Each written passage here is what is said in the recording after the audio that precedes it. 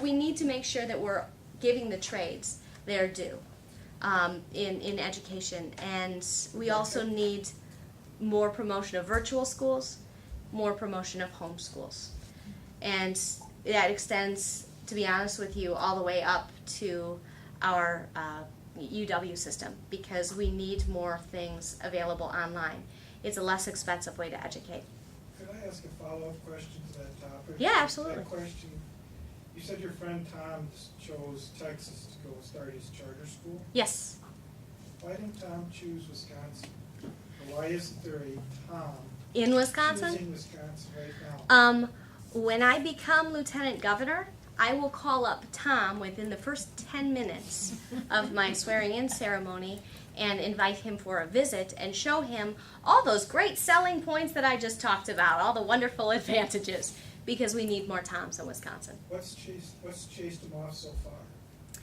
Prevented him from doing it so far? You know, I think I've never actually asked him. I've never actually asked him the question.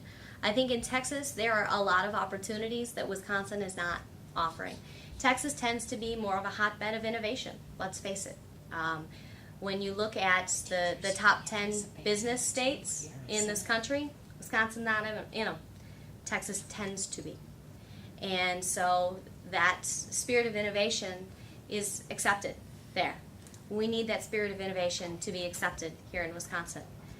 And I promise you, I will call up Tom. You know, I heard on the radio the other day that there's, by us, I don't remember the year, 2020 or 2018, something like that, we're going to be 1 million nurses short in this country. Now, you try to enroll at MATC, it's a 3 to 4 year waiting period. You could go to Edgewood, there's a waiting period there, but it's fairly expensive, and same with UW-Madison. And the reason I was given why there's such a long waiting period at MATC for a 2-year degree is because they don't have enough nurses that want to be a teacher, because their salary isn't as great as if you were out Actually, nursing. yes, absolutely. And you've got so many people on a waiting list, then why don't they open up more classrooms? Why don't they open up more courses? Whether it's the clinics not having enough room for the clinicals, I don't know. But is that something that Well, I mean, I aware of? I can't speak exactly to the situation at MATC or UW-Madison, but again, this is one of those situations that I believe, one of those education system situations that I believe can be solved with more online learning. Like I said, it's a less expensive, more efficient way to educate people. It's a way to streamline, reduce duplicity, and put the dollars where they are most needed. There are a lot of kids already, you and I all know this, who test out of their coursework. We need to allow things like that so these nurses can get down the path of getting their liberal arts credits out of the way. And then when it comes to their clinicals and when it comes to a lot of their coursework, we need to evaluate what things can be taught online so we can streamline the system and so we can produce more nurses faster. Because if Obamacare does really happen, if they can't repeal that in 2013, like Paul Ryan says, there's a chance to do. You know, I'm concerned about the opposite happening. I'm concerned about us completely de-incentivizing people going into the medical field. And those things are real right now. But the more nurses we have, obviously, the better care that we'll end up having in Wisconsin. Like I said, we're consistently in the top 10. That's outstanding. But we need to continue to produce bright young minds, because there's an entire generation, you guys know it, about to retire. And we need to make sure that those jobs are filled so people have good health care consistently here. Yes? We have just a big problem with our current budget, you know, as you know, and that's part of the reason why employers are not coming into the state. And even though we're going to try to fix those things, we still need to bring jobs into the state during the time that we're trying to fix those things. What are you going to do that during that time? Well, we're going to advocate for a repeal session. And we were talking about this back there. What happened over the last 8 years needs to be undone very quickly, because we are scaring out some of our very best, most iconic businesses. Look at what's happening to Harley Davidson right now, for goodness sakes, because of combined reporting.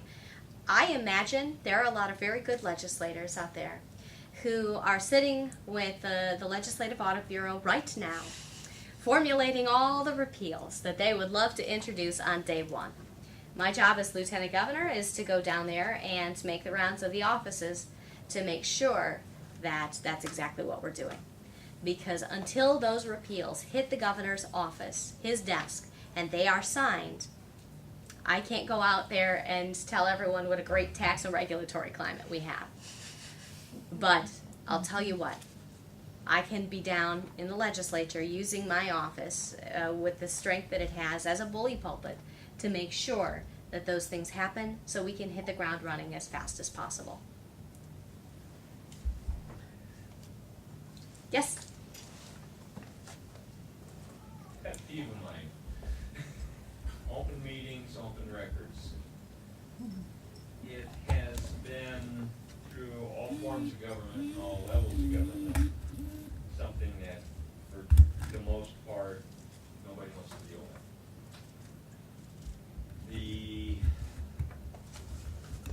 Kind of recreate a few things in my mind here. Currently, an emergency meeting can be called 24 hours, Mm-hmm.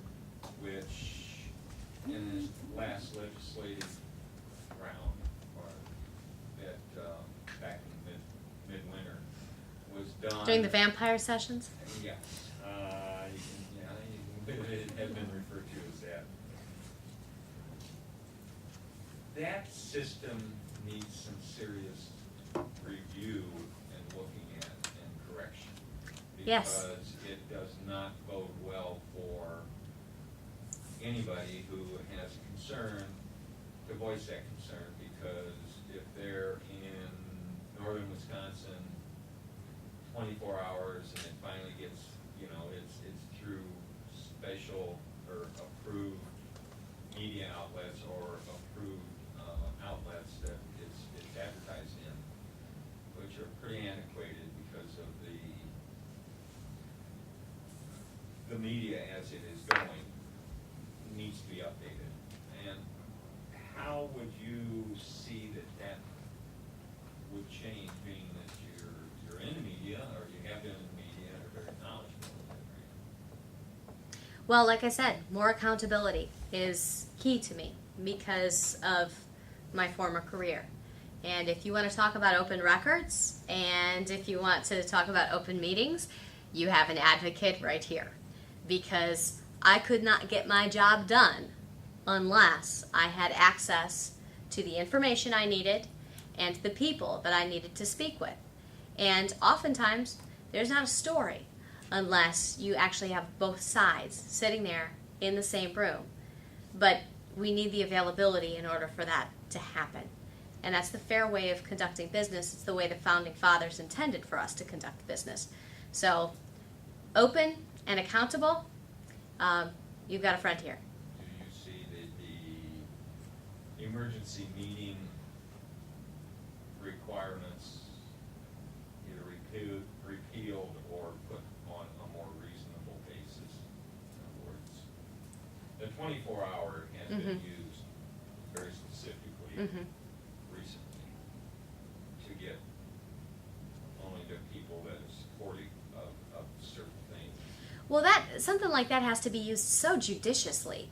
I would hate to say that it needs to be repealed, because if we had a disaster or an emergency, we would need that statute in place in order to legally meet, in order to come up with a solution. So you see, I've sat in plenty of committee hearings, and it's little things like that you have to think of every single time. What if some horrible disaster, God forbid it, befell the state of Wisconsin? We would need solutions now. In other words, maybe redefinition of Yeah, emergency. yes, absolutely. I would have to look at the statute and determine, the exact language that perhaps would better define it. Maybe it's not narrow enough.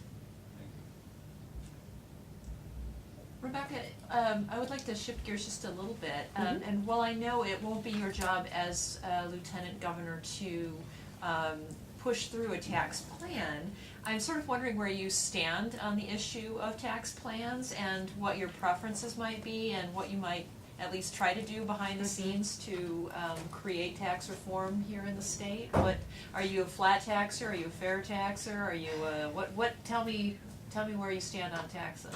Well, I stand for lower taxes. No, amen.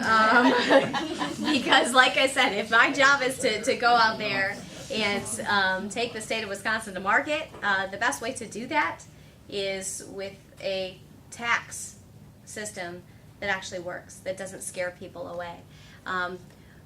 Iowa is our neighbor. They have no income tax.